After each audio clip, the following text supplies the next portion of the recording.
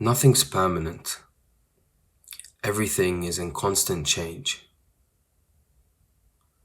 And many different people have different effects towards this very fact of life. Most notably, I see within my life, a big chunk of it, the impermanence gets to me. Emotionally, perhaps. Psychologically. Certain things in life we want to last forever. But from a different perspective, from a different angle, impermanence is perhaps the most beautiful thing there is. Change is such a beautiful thing. But if we're not able or not allowing ourselves to see it from this perspective, we can very easily be trapped. Knowing that one day we'll die, living a life fearing death, is pointless. That's why they say that once you overcome the fear of death, you truly start to live. But death is a theme that applies to many aspects of our lives, not just the death as we know it. Death applies in relationships with other people, the death of different ideas, different belief systems, the death and the end of something that we really enjoy, such as a movie, a story. These are all different themes of death, something that can come to an end. But it's very clear that in certain situations, even if it's your favorite song or your favorite movie, if it lasted forever and it has no end and you have to watch it on repeat, then this is suffering in itself anyway. We know this. No matter how much you love a particular song, if it has no end, you will suffer. Therefore, we can say that the beauty in the song having an end, the song eventually dying, lies in that end, in that death. So this is very much an invitation to look at it this way. Certain things in life, they are beautiful because they come to an end. If they did not come to an end, we would not be able to recognize their beauty. So this is very much an invitation that nothing is permanent, and it's an invitation to allow this to set you free. But when I can't help but think also about the very theme of control when talking about this.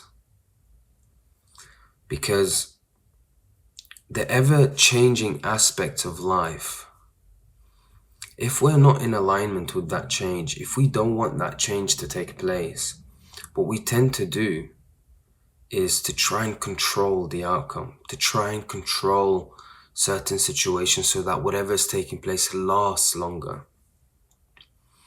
And this can also pose many different consequences.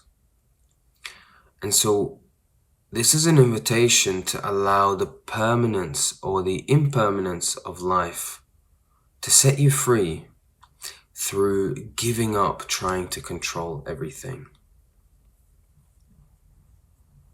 If there's a particular problem, or if we are viewing something and there is worry or frustration or anxiety, we ask the question, can we do something about it? If the answer is yes, great, then there's no need to worry. There's no need for the anxiety. We deal with it. But if there's nothing you can do, also great, because there's no need for the anxiety either. There's nothing you can do about it. So worrying in any case, or being frustrated, or torturing yourself mentally is not going to have or change or alter the outcome in the way you want it. So, nothing is permanent, and let this set you free.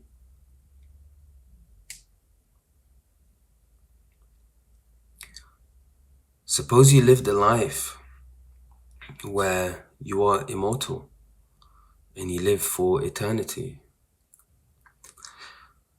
How intensely will this life be lived? How profound will this life really be?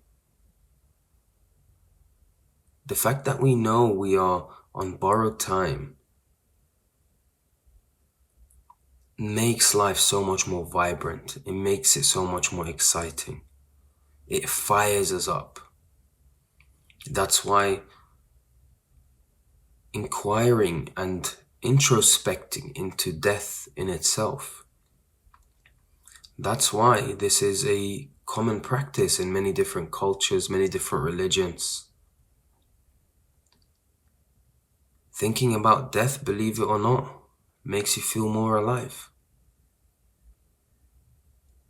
Through the channel of gratitude.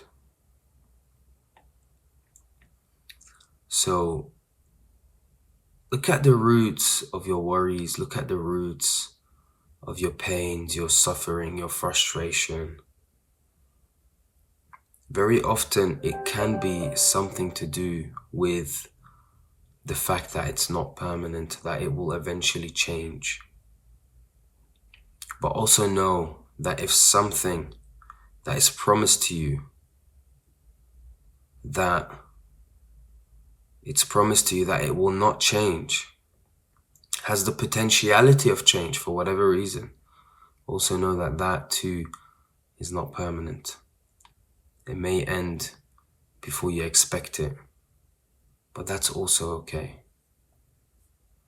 So become free, set yourself free from the constant worries of losing something, the constant worries of change, the constant worries of falling into mystery.